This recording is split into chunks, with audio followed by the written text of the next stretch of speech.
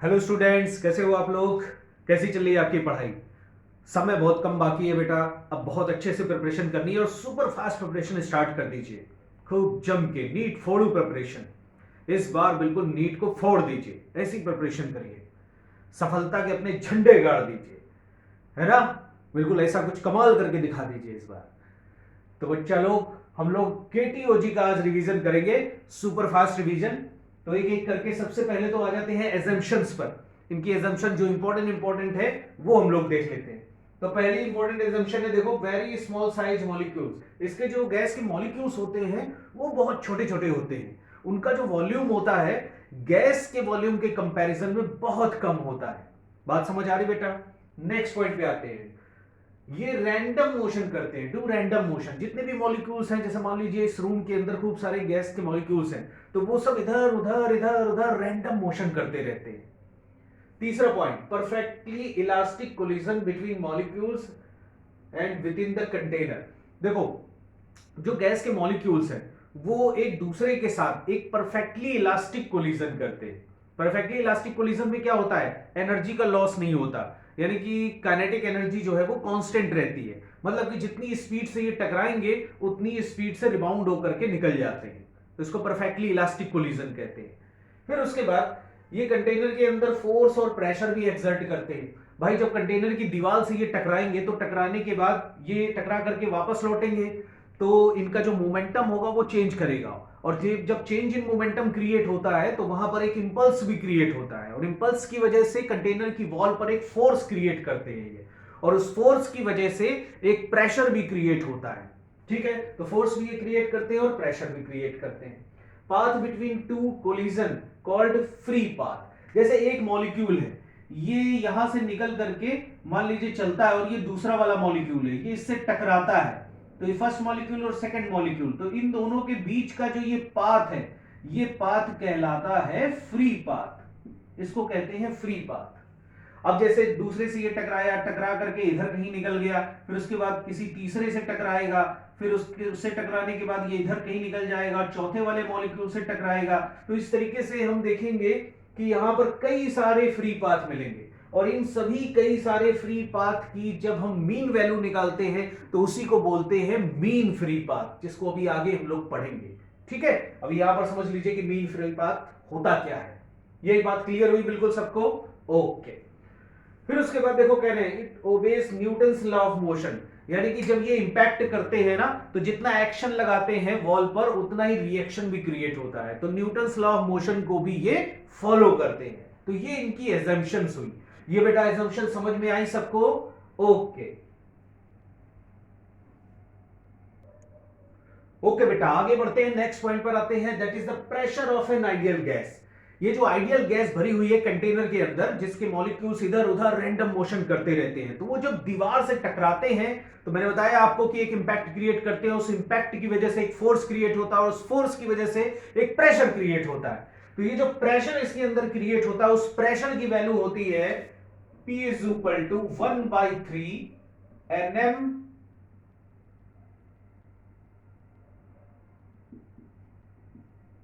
Upon V RMS square. ठीक, ये pressure create होता है। यहां पर कौन सी चीजें क्या क्या है ये भी समझ लीजिए। पी तो पता है आपको, प्रेशर के इक्वल वैल्यू है। एन यहां पर होते हैं नंबर ऑफ मॉलिक्यूल्स। ये गैस के मॉलिक्यूल्स है, total number of molecules. Small M is the mass of one molecule. एक मॉलिक्यूल का जो मास है वो स्मॉल एम के इक्वल है। V is the volume of gas। ये पूरी गैस का वॉल्यूम है, या कह सकते हो आप volume of container. Volume of container, container का वॉल्यूम ये भी कह सकते हो यहां पर। ठीक है, तो प्रेशर की वैल्यू इसके इक्वल होती है। V R M S is the root mean square velocity. Root mean square velocity, root mean square velocity. VRMS की वैल्यू होती है under root of v1 square plus v2 square plus v3 square plus and so on vn square upon n। ठीक, यानी कि जितने भी molecules हैं वो सब इधर उधर रैंडम मोशन कर रहे हैं, तो अगर उनकी वेलोसिटी हम v1 v2 v3 and so on vn consider कर लें, तो उनकी वेलोसिटी के स्क्वायर का सम और upon n total number of molecule से डिवाइड कर देंगे, तो ये आ गई मीन स्क्वायर वेलोसिटी, और उसका रूट ले लेंगे तो बन जाती है रूट मीन स्क्वायर वेलोसिटी। समझ आया बेटा? ठीक है। अब देखिए इसी प्रेशर के फॉर्मूले को ऐसे भी लिख सकते हैं, 1/3 m upon v RMS square. ठीक है, ये total mass of the gas है, ये एक मॉलिक्यूल का मास है, ये टोटल नंबर ऑफ मॉलिक्यूल, तो मल्टीप्लाई कर देंगे तो total mass of the gas आ जाएगा हमारे पास। ठीक है, यहां पर capital M is the total mass of the gas, पूरी गैस का टोटल मास है, V वॉल्यूम है, इसी को देखो लिख सकते हैं 1/3 rho V RMS square. Rho is the density of the gas, क्योंकि मास अपॉन वॉल्यूम क्या बन जाएगा? Density. Rho is density of gas. ठीक है, तो ऊपर वाला ये फॉर्मूला तो याद रखना ही रखना है, साथ साथ ये फॉर्मूले जो दो नीचे बन रहे हैं ये भी इंपॉर्टेंट है, ये भी याद कर लेने हैं। इतना समझ आया बेटा सबको? ओके ओके बेटा, आगे मूव करते हैं। अब हम लोग पढ़ेंगे relation between pressure and kinetic energy. Kinetic energy gas की काइनेटिक एनर्जी होगी। तो देखिए काइनेटिक एनर्जी ऑफ गैस हम लिख सकते हैं half M V RMS square. M total mass of the gas, और जितने भी टोटल मॉलिक्यूल्स हैं उनकी जो नेट वैल्यू है वेलोसिटी की वो हम वीआरएमएस कंसीडर कर सकते हैं। तो kinetic energy gas off gas molecules की बन जाएगी हाफ एम वीआरएमएस स्क्वायर। अब यही kinetic energy per unit volume निकालते हैं और इसको नाम दे देते हैं ई का। ठीक, ई सिंबल से इसको रिप्रेजेंट करते हैं। तो kinetic energy per unit volume value हो जाएगी E is equal to half M, volume से डिवाइड कर दो, इंटू वीआरएमएस स्क्वायर, तो ये बन जाएगा हाफ रो वीआरएमएस स्क्वायर। अब देखिए प्रेशर की वैल्यू क्या थी? Pressure is equal to 1/3 rho VRMS square था। तो ये प्रेशर की वैल्यू में एक 2 से मल्टीप्लाई कर दो और एक 2 से डिवाइड कर दो, तो कोई फर्क तो पड़ेगा नहीं इस पे, और into rho V RMS square. तो देखो इतना जो टर्म है half rho V RMS square वो बन जाएगा ई के इक्वल। तो प्रेशर इज इक्वल टू आ जाएगा 2/3 टाइम्स ई। प्रेशर की वैल्यू आ गई 2/3 टाइम्स ई। अब यहां पर P तो प्रेशर है और E क्या है ये ध्यान रखना है, ये है काइनेटिक एनर्जी ऑफ गैस पर unit volume. E is the kinetic energy of gas पर यूनिट वॉल्यूम। क्लियर हुआ बेटा सबको? ओके ओके बेटा, आगे बढ़ते हैं। अब हम लोग पढ़ेंगे गैस लॉस। तो गैस लॉ में सबसे पहले पढ़ेंगे बॉयल्स लॉ क्या होता है। बॉयल ने बताया था कि अगर मान लीजिए किसी कंटेनर के अंदर हम एक फिक्स्ड मास की गैस को भर लें और उसका टेम्परेचर कांस्टेंट कर दें, तो अब इसमें जो ये पिस्टन लगा हुआ है उससे हम यहां का प्रेशर चेंज कर सकते हैं। तो देखिए अगर हम इसका प्रेशर इंक्रीज करते हैं, ऊपर से नीचे प्रेशर इंक्रीज करेंगे तो क्या होगा, इसका जो वॉल्यूम है वो कम होना शुरू हो जाएगा, और अगर प्रेशर को कम करेंगे यानी पिस्टन ऊपर की तरफ खींचेंगे तो वॉल्यूम बढ़ना शुरू हो जाएगा। तो इसका मीनिंग ये हुआ कि वॉल्यूम प्रेशर के इनवर्सली प्रोपोर्शनल है यहां पर। तो यहां से रिजल्ट मिलता है कि PV is equal to constant होगा, और अगर PV is equal to constant है तो P1 V1 is equal to P2 V2 ये वैलिड होगा। इसी को बॉयल्स लॉ कहते हैं। ठीक है, मेन इक्वेशन तो इसकी यही है, PV is equal to constant. अब देखिए यहां से दो और रिलेशन मिलते हैं, वो क्या है देखो, वॉल्यूम को हम मास अपॉन डेंसिटी लिख सकते हैं। ठीक है, तो यहां से देखो P इंटू वी की जगह mass upon density equal to constant, ये रिलेशन बन जाएगा। अब मास तो कांस्टेंट है, ये उधर चला गया तो P upon rho is equal to constant, ये बनेगा, यानी कि P upon rho is equal to constant. तो यहां से एक रिलेशन और निकल करके आ गया कि P1 अपॉन रो1 is equal to P2 by रो2, ये भी यहां वैलिड है। मतलब एक कंडीशन में गैस का प्रेशर अगर P1 है और डेंसिटी रो1 है, तो दूसरी कंडीशन में अगर हमको प्रेशर दिया है तो डेंसिटी यहां से निकाल सकते हैं। ठीक है। इसी तरीके से एक तीसरा रिलेशन भी आता है, इसी वॉल्यूम को ऐसे भी लिख सकते हैं, volume is equal to n upon small n। यहां पर जो स्मॉल n है ये number of molecules per unit volume है, ये है नंबर ऑफ मॉलिक्यूल्स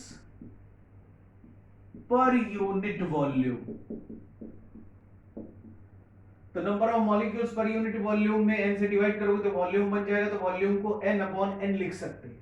तो यहां पर अगर हम यूज करें यहां वाली इक्वेशन में तो p इंटू वॉल्यूम को लिख सकते हैं n upon n is equal to constant, और कैपिटल N यहां पर क्या है, टोटल नंबर ऑफ मॉलिक्यूल्स। वो तो देखो इस गैस के कांस्टेंट रहेंगे, फिक्स्ड रहेंगे, तो कैपिटल N भी फिक्स्ड हो गया।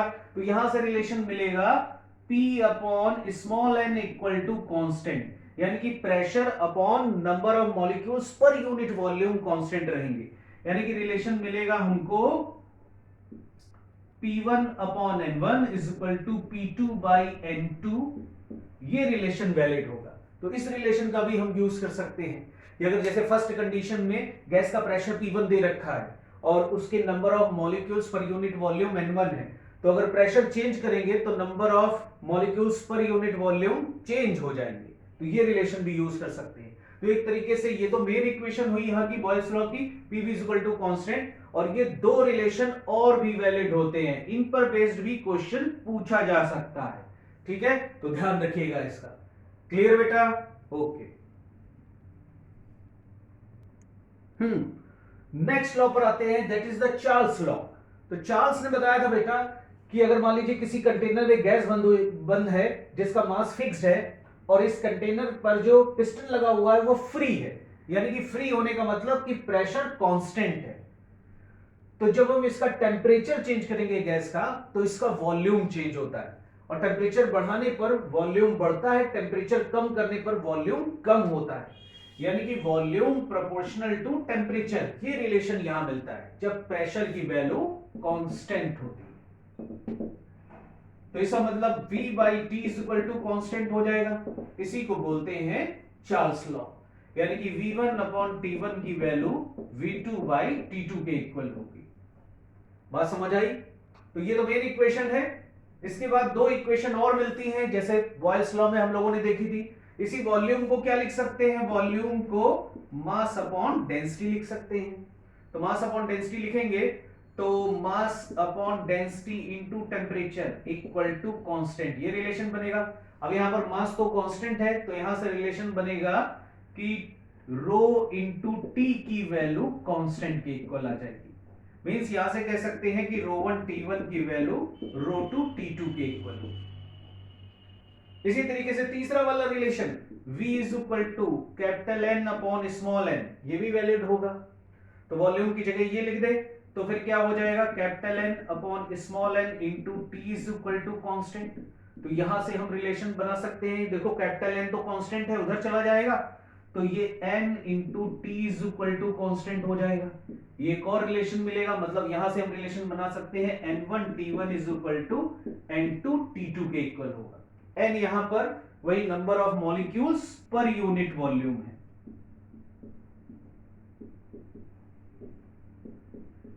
ठीक, टी टेम्परेचर, पी प्रेशर है यहां पर और वी वॉल्यूम है। इतनी बात समझ आई सबको? ओके ओके बेटा, आगे बढ़ते हैं। अब नेक्स्ट लॉ पर आते हैं, that is the pressure law और गेलुसाक्स लॉ।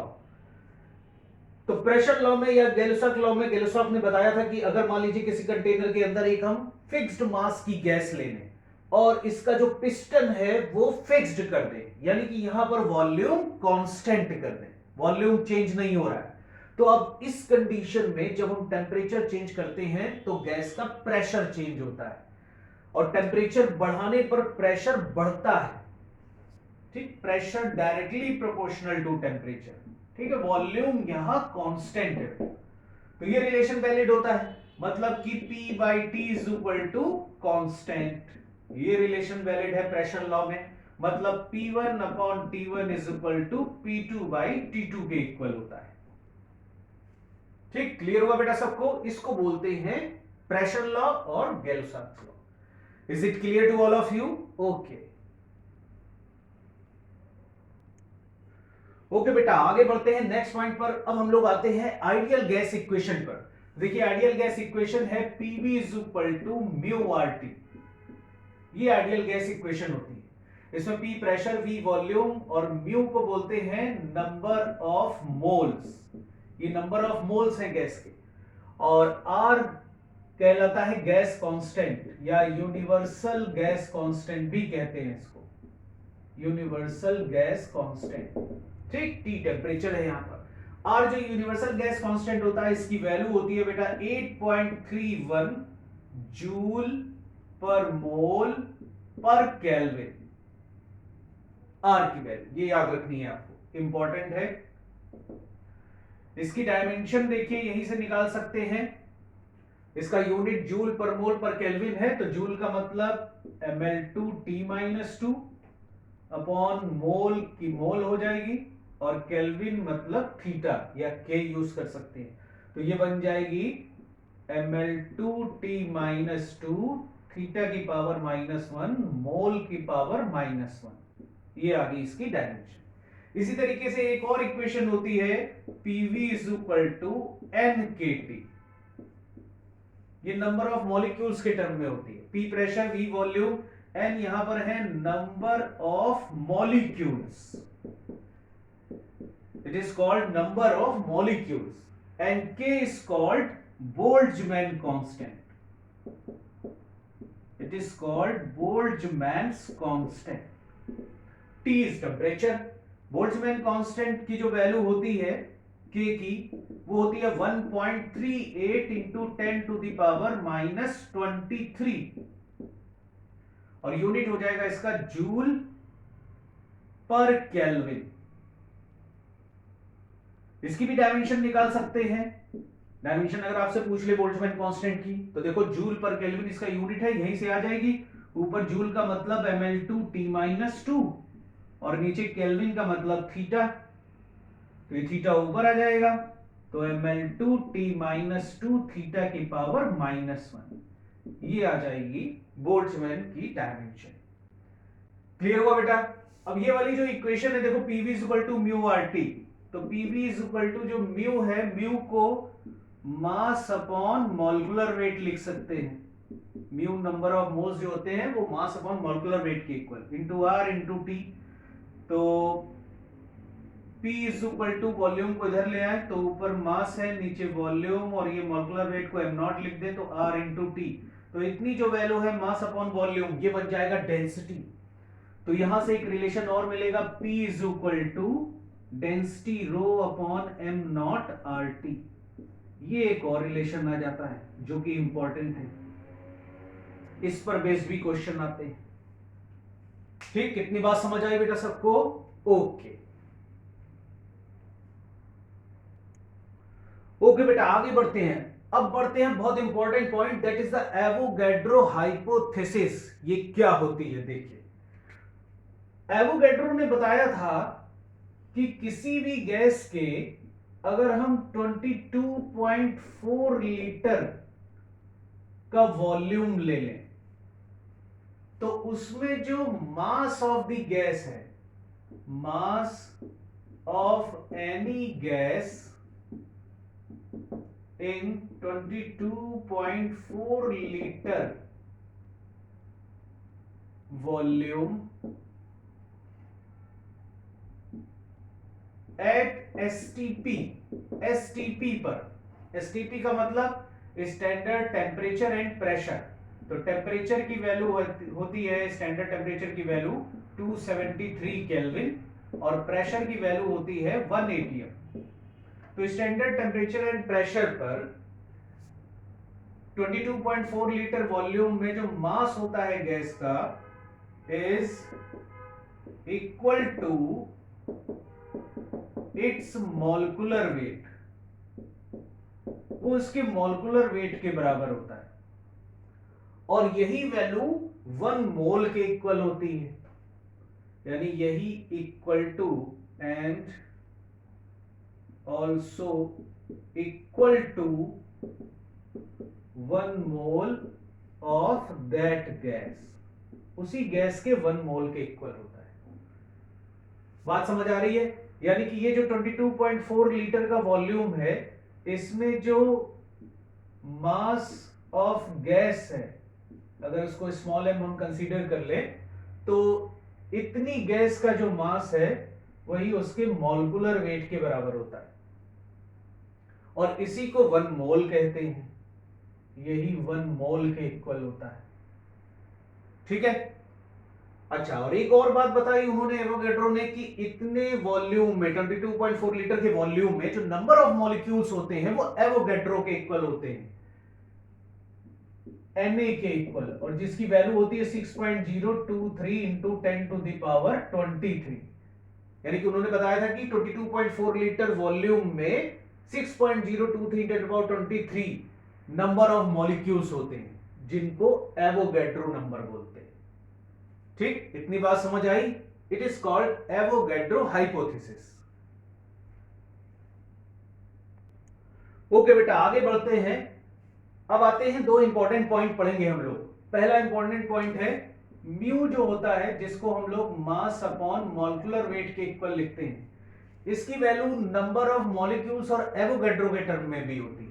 देखिए, ये जो m है ये मास ऑफ गैस है, तो मास ऑफ गैस को n इंटू स्मॉल m के इक्वल लिख सकते हैं, where small m is the mass of one molecule and n is the total number of molecules upon m not. m not क्या है? अभी अभी हम लोगों ने पढ़ा कि 22.4 लीटर के वॉल्यूम में है ना, जो एवोगैड्रो के इक्वल नंबर ऑफ मॉलिक्यूल्स होते हैं, तो एक मॉलिक्यूल का मास m के इक्वल है, एवोगैड्रो के इक्वल नंबर ऑफ मॉलिक्यूल्स का अगर हम मास निकाल लें तो वो टोटल मास के इक्वल आएगा 22.4 लीटर वॉल्यूम में, और वही किसके इक्वल होगा? मॉलिक्यूलर वेट के इक्वल। तो यहां से देखो m से m कैंसिल, तो इसको n अपॉन Na भी लिख सकते हैं, तो जो नंबर ऑफ मोल्स होते हैं वो n अपॉन Na के इक्वल होते हैं। दूसरा पॉइंट, जो गैस कांस्टेंट है R, उसका relation with Boltzmann constant K, ये भी एक रिलेशन होता है। कैसे बनेगा? देखो, इक्वेशन ऑफ जो आइडियल गैस थी PV is equal to mu RT, और दूसरी गैस थी PV is equal to NKT।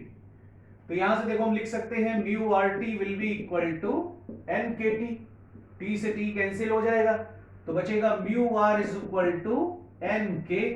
Mu को लिख सकते हैं n upon Na into R equal to n into K, n से n कैंसिल, तो यहां से R की वैल्यू K इंटू Na के इक्वल आ जाएगी, यानी gas constant equal to Boltzmann constant into Avogadro के इक्वल होता है। इतनी बात क्लियर सबको? ओके ओके बेटा, नेक्स्ट मूव करते हैं। अभी तक हम लोगों ने जितना पढ़ा, अब उससे रिलेटेड पीवाईक्यू करते हैं। तो देखो, ये पहला क्वेश्चन ये नीट 2016 में आया हुआ बेटा। इसमें हमको दे रखा है कि एक कंटेनर के अंदर एक गैस भरी हुई है जिसका वॉल्यूम V का, प्रेशर P का, टेम्परेचर T का है। ठीक है। अब इसमें जो मास ऑफ ईच मॉलिक्यूल है वो m के इक्वल दे रखा है, यानी कि जो एक मॉलिक्यूल का मास है गैस का वो स्मॉल m के इक्वल दिया हुआ है। तो पूछ रहे हैं कि इस गैस की डेंसिटी कितनी होगी। 4 ऑप्शन दे रखे हैं, इनमें आंसर बताना है। ऑप्शन देखिए कैसे दे रखे हैं, P और KT वाले दे रखे हैं, P और KT से रिलेटेड, मतलब बोल्ट्जमैन कांस्टेंट आ रहा है, तो हमें इक्वेशन यूज करनी पड़ेगी इसमें, PV is equal to NKT, ये वाली आइडियल गैस इक्वेशन हम लोग यूज करेंगे।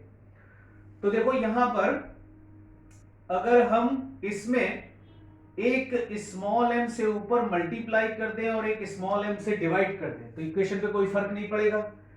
अब ये स्मॉल m इंटू n ये मल्टीप्लाई होकर के क्या बन जाएंगे? कैपिटल M, यानी कि मास ऑफ द गैस। अब देखो, इस m को इधर ले आओ और वॉल्यूम को उधर ले जाओ, तो mass upon volume into K into T, तो ये मास अपॉन वॉल्यूम बन जाएगा डेंसिटी, जो कि हमको रिक्वायर्ड है।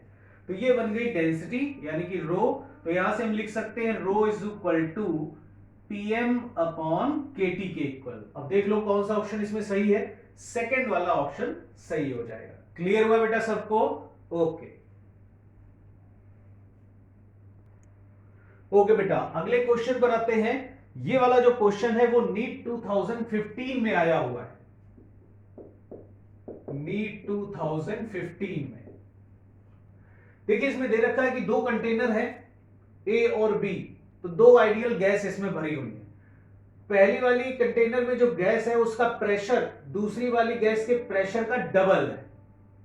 उसी तरीके से पहले वाले कंटेनर में जो डेंसिटी है गैस की वो दूसरे वाले की 1.5 टाइम्स दे रखी। टेम्परेचर दोनों का सेम दे रखा है। तो पूछ रहे हैं दोनों गैसेस के मॉलिक्यूलर वेट का रेशियो क्या होगा, ये फाइंड आउट करना है। ठीक है, तो ध्यान से देखिए, डेंसिटी दे रखी है, मॉलिक्यूलर वेट का रेशियो फाइंड आउट करना है, प्रेशर दिया हुआ है। तो याद करो प्रेशर, डेंसिटी, मॉलिक्यूलर वेट के टर्म में आइडियल गैस इक्वेशन एक बनती थी P is equal to rho upon M not R T. याद आया? ये वाली गैस इक्वेशन का हम लोग यूज करेंगे।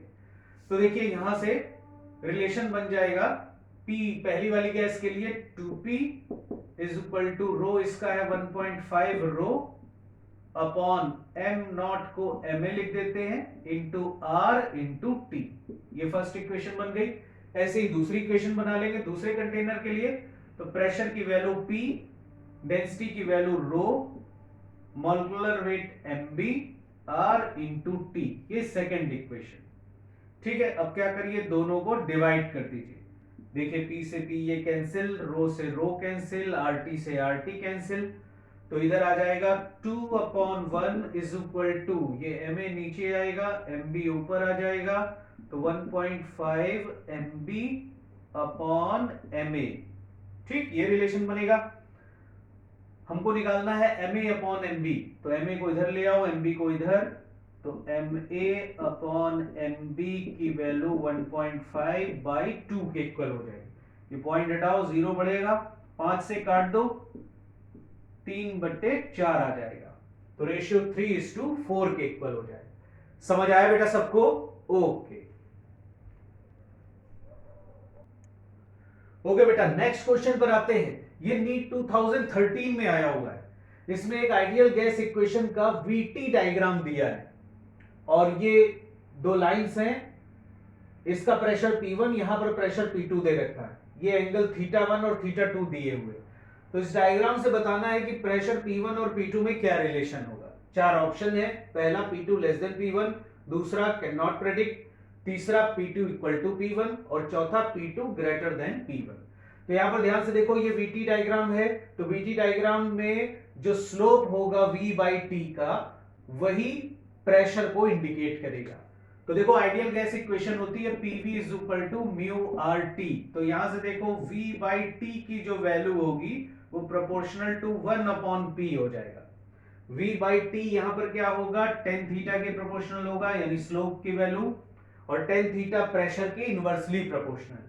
तो अब ध्यान से देखिए, यहां पर जो थीटा दे रखा है वो θ2 ग्रेटर देन θ1 है, और जो थीटा में रिलेशन होता है वही tan थीटा में भी रिलेशन होता है।